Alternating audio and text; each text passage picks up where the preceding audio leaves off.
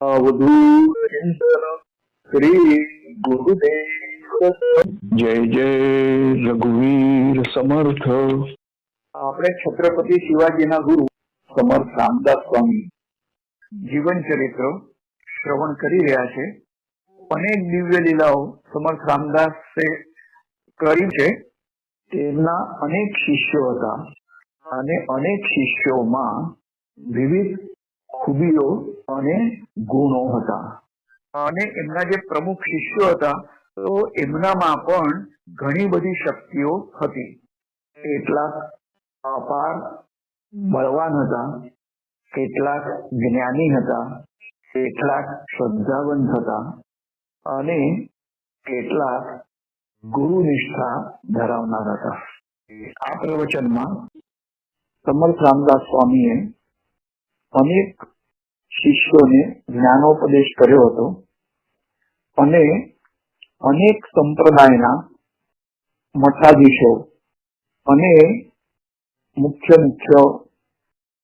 સુધારા કરનાર, સમાજ સુધારા કરનાર, ધર્મ સુધારણા કરનારા જે ઉચ્ચ દિવ્યાત્માઓ હતા તેમની સાથે પણ તેમના ખૂબ જ આત્મીયતા ભર્યા સંબંધો હતા।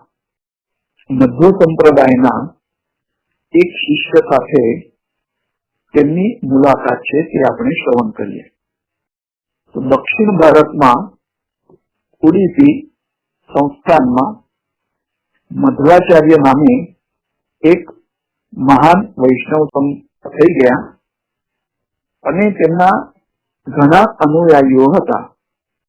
મધ્વાચાર્યના કામે સમર્થ રામદાસ સ્વામીની કીર્તિ પહોંચી કે તેઓ હનુમાનજીના અંશ છે। તો વાસ્તવિક હકીકત શું છે તે જાણવા માટે તેમણે એક શિષ્યને તપાસ કરવા માટે સમર્થ રામદાસ પાસે મોકલવાનું નક્કી કર્યું છે। મધ્વાચાર્યનો શિષ્ય પગપાળા પ્રવાસ કરતા કરતા ચાફળ નજીકના ગામે આવી પહોંચ્યો છે। નદી કિનારે તે શિષ્યે મધ્યાહ્ન સંધ્યા કરી છે અને તેની રસોઈ નદી કિનારે તે બનાવતો હતો। તે જાતે જ રસોઈ બનાવનાર સ્વયં પાકી ભક્ત હતો અને જાતે રાંધેલી રસોઈનો ભગવાનને થાળ ધરાવતો હતો અને પછી એ થાળ પ્રસાદ તરીકે ભોજન કરતો હતો। કોઈ મઠ કે આશ્રમમાં પણ જો તે જાય તો પણ તે સૂકી ભિક્ષા માંગીને પોતે જ સ્વયં પાક કરીને ભગવાનને થાળ ધરાવીને તેનો પ્રસાદ તરીકે ભોજન તરીકે સ્વીકાર કરતો હતો। શિષ્યની રસોઈ તૈયાર થઈ ગઈ હતી અને હવે તે પીવાનું પાણી લેવા માટે નદી ઉપર ગયો છે। આ બાજુ એક કૂતરો રાહ જોઈને જ બેઠો હતો અને મધ્ય સંપ્રદાયનો શિષ્ય જેવો નદી ઉપર ગયો એટલે તે કૂતરો રસોઈને સૂંઘતો તપેલી ઉપરનું ઢાંકણું દૂર કરવા પ્રયત્ન કરતો હતો। એટલામાં મધ્વાચાર્યનો શિષ્ય પાછો આવી ગયો અને તેને એટલો બધો ગુસ્સો આવ્યો કે જો ધારદાર શસ્ત્ર તેની પાસે હોત તો તે કૂતરાના કેટલાય ટુકડા કરી નાખત। શિષ્ય નજીક આવતા જ કૂતરો દૂર જતો રહે છે, પરંતુ શ્વાન સ્પર્શથી અન્ન જે અશુદ્ધ થયું હતું તો તે ખાવા માટે નિષિદ્ધ હતું અને તેનો ભગવાનને પણ ભોગ ધરાવી ન શકાય। હવે શું કરવું? પેટમાં કકડીને ભૂખ લાગી હતી અને આ અન્નને જો નાખી દેવામાં આવે ખાવા માટે અસ્વીકાર્ય ગણીને તો ફરી ભિક્ષા માંગવા માટે ગામમાં જવું પડે અને ફરી રસોઈ બનાવે અને પછી ભોજન કરવાનું એટલે ઘણો બધો સમય લાગે. સખત તડકો પણ પડતો હતો અને ગામમાં ભિક્ષા માંગવા જવાનું. આ બધા વિચારોથી એ શિષ્ય ચિંતામાં પડે છે અને તેણે આજુબાજુ જોયું તો શ્વાન સ્પર્શ અન્નને થયો તે કોઈએ જોયું તો નથી ને. અને કૂતરાથી અન્ન અપવિત્ર થયા કરતા અન્નને કૂતરાએ અપવિત્ર કરતા કોઈએ જોયું નથી એ તરફ શિષ્યનું વિશેષ ધ્યાન હતું. કોઈએ જોયું ન હતું તો પછી તુલસી દળથી અન્ન શુદ્ધ થાય છે. આ પ્રચલિત પરંપરા હતી તેની આ શિષ્યને પણ જાણ હતી. કેટલીક વાર ઘણા બધા જડ નિયમોને આપણે વળગી રહેતા હોઈએ છીએ, પરંતુ સીધો સરળ અને સમજાય તેવો આપણે દરેકનો અર્થ લેવો જોઈએ. તો મધ્વ સંપ્રદાયના તે શિષ્ય મંત્ર જળ પ્રોક્ષિત થશે, પછી અન્ન શુદ્ધિ કરીને પ્રેમથી ભોજન કર્યું છે અને તે શિષ્ય ફળ તરફ પ્રસ્થાન કર્યું છે. બે દિવસમાં જ તે શિષ્ય ચાફળ ગામમાં પહોંચ્યો છે અને ચાફળમાં સમર્થ રામદાસ સ્વામીના મઠમાં જઈને તેને સમર્થ રામદાસ સ્વામીની મુલાકાત આપેલો પત્ર તે શિષ્ય સમર્થને સોંપ્યો છે અને મધ્વાચાર્યનો પત્ર એટલે પ્રત્યક્ષ મધ્વાચાર્ય જ આમ સમજીને સમર્થ રામદાસ સ્વામીએ તે પત્રને વંદન કર્યા છે. તો આમ બે મહાપુરુષોની મુલાકાત પત્ર દ્વારા થઈ છે. સમર્થ રામદાસ સ્વામીએ પત્ર વાંચ્યો અને એટલામાં ભોજનનો સમય થઈ ગયેલો હતો. સમર્થે તે શિષ્યને કહ્યું કે નિવેદ તૈયાર છે, આજે તમે પણ અહીં જ ભોજન કરો, પ્રભુ રામચંદ્રજીની પ્રસાદી છે. તો મધ્વ સંપ્રદાયનો શિષ્ય કહેવા લાગ્યો કે મહારાજ, અમે તો તપ્ત મુદ્રાંકિત બ્રાહ્મણ છીએ, અમે બીજાના હાથનું પાણી પણ પીતા નથી, તો ભોજનની તો વાત દૂર રહી. એટલે સમર્થ રામદાસ સ્વામીએ કુખારી દિવાકર ગોસાઈને સૂકી ભિક્ષા આપવા માટે આજ્ઞા કરી છે અને દિવાકર ગોસાઈએ સૂકી ભિક્ષા આપ્યા પછી તે શિષ્યએ રસોઈ બનાવી અને નિવેદ ધરાવીને બીજા બધા સાથે પોતાનું પાત્ર પીરસી દીધું છે. આ બાજુ રામચંદ્રજીને થાળ ધરાવવામાં આવ્યો અને બધા ભોજન માટે આસનસ્થ થયા છે. સમર્થ રામદાસ સ્વામી પોતે ઘી પીરસવા ઉભા થયા અને પ્રથમ થાળી તે મધ્વ સંપ્રદાયના શિષ્યની આવતી હતી, તેમાં તેમણે ઘી પીરસી છે.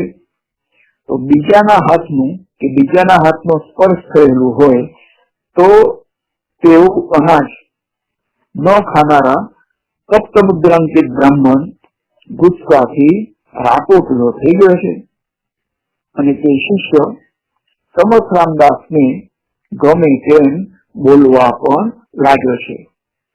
આથી સમર્થ રામદાસ સ્વામીએ ઘીનું વાસણ બાજુએ મૂક્યું છે અને તે વૈષ્ણવ બ્રાહ્મણની થાળી સામે મોટેથી આક્રંદ શરૂ કર્યું છે. આ જોઈને બીજા શિષ્યોને આશ્ચર્ય થયું. બધાને લાગ્યું કે શિષ્ય કરેલા વાકદાણોથી સમર્થ રામદાસ સ્વામીને માથું લાગ્યું છે અને આથી શિષ્યો સમર્થને સમજાવવા લાગ્યા કે આ બ્રાહ્મણના શબ્દોને લીધે તમે બિલકુલ દુઃખી ન થશો. તો ઉપાસના પદ્ધતિમાં ભક્તિ પદ્ધતિમાં, યોગ પદ્ધતિમાં જે સ્પર્શાસ્પર્શ દોષ ગણાવવામાં આવ્યો છે, તો મનુષ્ય ની જેવી વિચારસરણી હોય છે અને મનુષ્ય કરેલા પુણ્ય કે પાપ કર્મો હોય છે, તો એ પાપ કર્મોના તરંગો દરેક મનુષ્યના શરીરમાંથી હંમેશા એ બહાર નીકળતા હોય છે. અને જો પુણ્યશાળી આત્મા હોય તો તેના શરીરમાંથી એ પુણ્યશાળી અને પવિત્ર આંદોલનો તરંગો નીકળતા હોય છે અને તેના સ્પર્શથી એ રંગોળાયેલી કોઈ પણ વસ્તુ હોય તો તે હંમેશા પુણ્ય પ્રદાન કરતી હોય છે. અને જો કોઈ પાપી પુરુષ હોય, ઘણા બધા દુર્ગુણોથી લિપ્ત હોય અને તેઓ મનુષ્યના શરીરમાંથી પણ એવા દુર્ગુણયુક્ત બધા તરંગો બહાર નીકળતા હોય છે અને તે વ્યક્તિ બીજી વ્યક્તિને કોઈ વસ્તુ પ્રદાન કરે, તે વસ્તુ સાથે તેના દુર્ગુણયુક્ત તરંગો પણ તેનું અર્પણ થતું હોય છે. આને લીધે ખાસ કરીને જેઓ તપશ્ચર્યા કરતા હોય છે તો તેઓ બીજા માણસોના જે દૂષિત તરંગો હોય છે, તો એ દૂષિત તરંગો થી દૂર રહેવા માટે સ્પર્શાસ્પર્શ એના કડક નિયમોનું પાલન કરતા હોય છે. એમાં કશું જ ખોટું નથી, પરંતુ દેખાદેખીથી એ જળ નિયમને આપણે વળગી રહીએ અને જેમને સંત પુરુષની ઓળખ નથી, સાત્વિક માણસ કયો એની ઓળખાણ નથી, અને એવા સાત્વિક માણસ અને સંત પુરુષોના તરંગોને પણ જો તમે નિમ્ન કક્ષાના ગણો અને આધ્યાત્મમાં અવરોધતા ગણો તો એ તો સૌથી મોટામાં મોટી ભૂલ છે. સ્પર્શાસ્પર્શ દોષ અને એને આપણે ઉપાસના પદ્ધતિમાં અપનાવવાનો હોય છે, પણ તેમાં પણ સારાસાર બુદ્ધિ આપણી હોવી જોઈએ. તો જે પણ કોઈ સંત પુરુષ હોય એમનું બાહ્ય આચરણ ગમે તેવું હોય છતાં પણ તેમના શરીરમાંથી તો હંમેશા પવિત્ર અને સાત્વિક તરંગો જ નીકળતા હોય છે. તો એમના સ્પર્શ થયેલી વસ્તુ કોઈને પણ મળે તો તે વસ્તુ લેનારનું પણ કલ્યાણ કરતું હોય છે. પણ આ મધ્વ સંપ્રદાયનો શિષ્ય હતો તે સમર્થ રામદાસ સ્વામીના જે પુણ્યશાળી અને પવિત્ર તરંગો છે તેને ઓળખી શક્યો નહીં અને તેમના સ્પર્શથી જે ઘી એની ભોજન થાળીમાં પીરસાયું હતું એના માટે એને ક્રોધ કર્યો છે.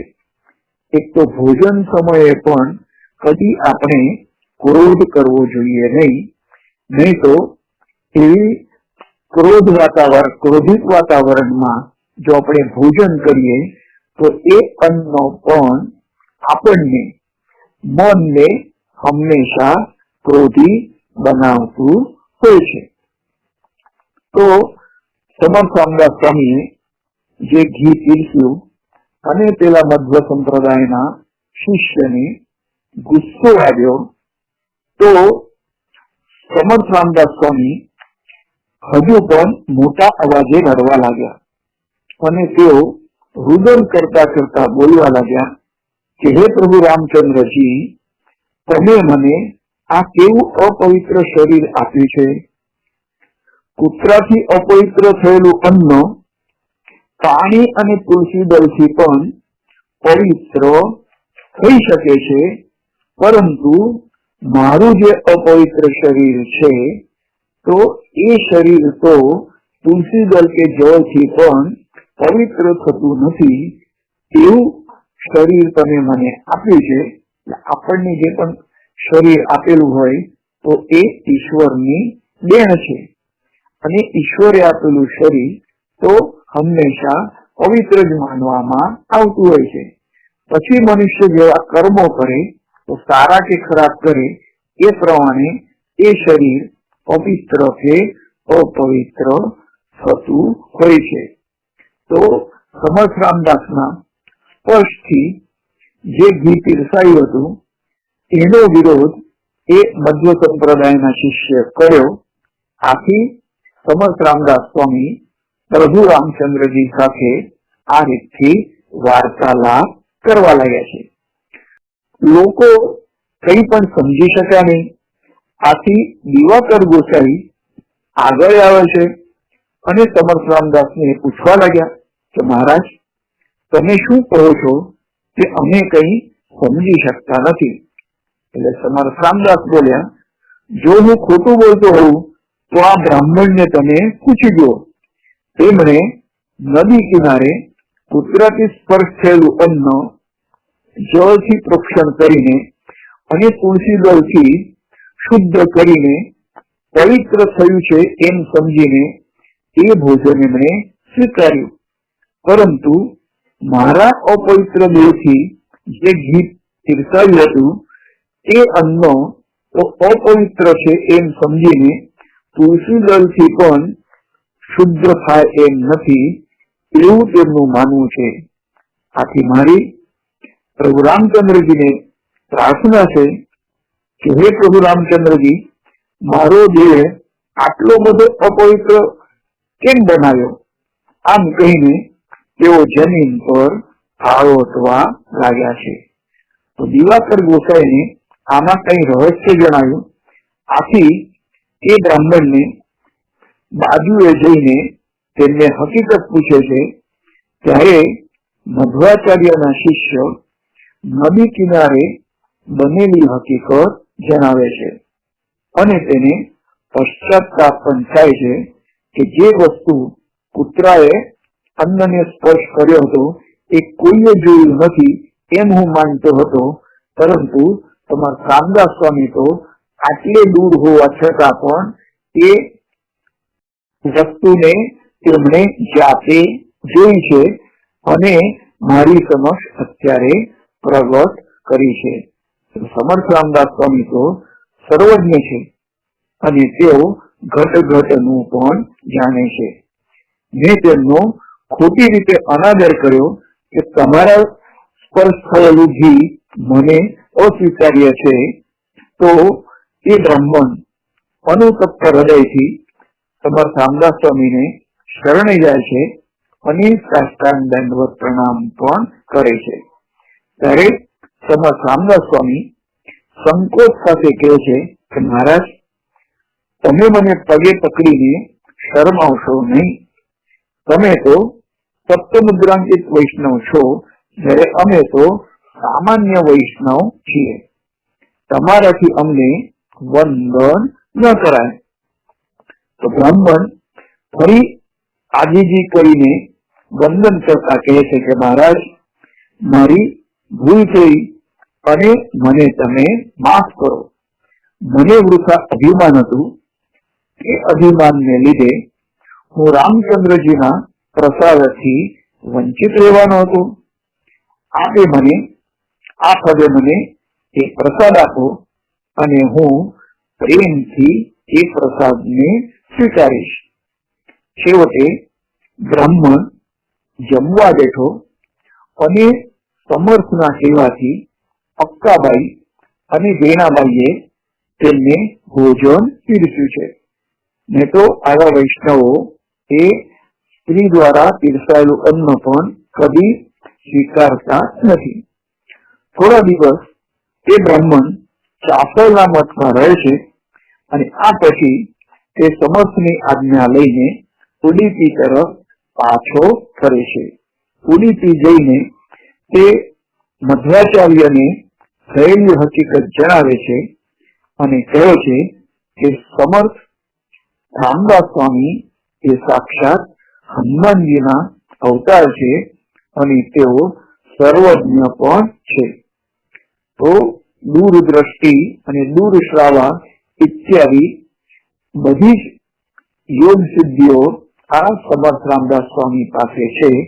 આથી જ તેઓ ઘણી દૂર થયેલી ઘટનાને પણ તેઓ જોઈ શકતા હોય છે અને તેઓ સર્વશાસ્ત્રોના જ્ઞાતા પણ હોય છે. દક્ષિણ માનસ યાત્રા વખતે સમર્થ રામદાસ સ્વામી આપને મળશે એમ મધ્વાચાર્યના શિષ્ય ગુરુને જણાવ્યું છે. તો ઉપાસના પદ્ધતિ અને ભક્તિમાં જે નિયમો આપેલા હોય છે તો એ નિયમોનો કંઈક અર્થ તો હોય છે, પરંતુ તેને આપણે યથાર્થ રીતે સમજીને એનું પાલન કરવાનું હોય છે. ઉપાસના પદ્ધતિમાં ભક્તિ માર્ગમાં જે રીતે ઉપવાસ કરવાનો હોય અને જે સાત્વિક વાનગીઓ નો આહાર કરવાનો હોય છે તો યોગ્ય અર્થમાં તેને આપણે સ્વીકારવો જોઈએ. અને રંગોદૂત મહારાજને તેમના એક શિષ્ય લાલજી મહારાજે પૂછ્યું હતું કે મહારાજ, સાધક તરીકે મારે હવે કેવા પ્રકારનું ભોજન લેવું એ તમે મને સમજાવો. તો રંગોદૂત મહારાજે લાલજી મહારાજને કહ્યું કે સાધકે એવું ભોજન લેવું જોઈએ કે જે તેમના પોતાના શરીરને પણ સ્વીકાર્ય હોય અને એ ભોજન આપનાર માણસને પણ એ આપતી વખતે સરળ હોય, સહજ હોય એવું અન્ન સ્વીકારવું જોઈએ. તો ઘણા બધા ઉપવાસ કરતા હોય છે અને દૂર દૂરના પ્રદેશમાં જાય અને કોઈના ઘેર ગરીબ માણસ હોય, ઝૂંપડી વાળો હોય તો તેવું ઉપવાસની વાનગી તેની પાસે ન હોય તો બીજી કોઈ વાનગી પણ લઈ શકે છે, અથવા ફળો લઈ શકે છે, દૂધ લઈ શકે છે. તો ભોજનની સામગ્રી શરીરને ટકાવવા માટે છે અને એ અન્ન થકી આપણું મન બનતું હોય છે. આથી સાત્વિક પદાર્થોનો આહાર આપણે કરવો જોઈએ.